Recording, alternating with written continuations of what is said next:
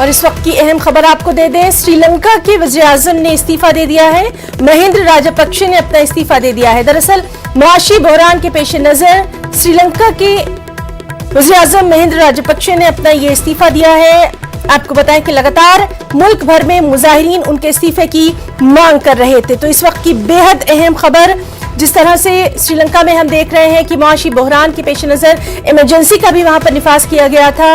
लगातार वहां की आवाम जो है वो मुजाहिरे कर रहे थे और इस्तीफे का अपने पीएम की मुतालबा कर रहे थे। तो अब ये बेहद अहम खबर कि महिंद्र राजपक्षे ने अपना इस्तीफा दे दिया है। श्रीलंका इस वक्त सख्त मुआशी बहरान से गुजर रहा है, जिस तरह से वहां पर लगातार कई चीजों की कमी देखी जा रही है और हिंदुस्तान ने भी मदद का हाथ जो है वो श्रीलंका की तरफ बढ़ाया है। और अब ये बेहद अहम खबर कि वहां के वज़ीर-ए-आज़म महिंद्र राजपक्षे ने इस्तीफा दे दिया है।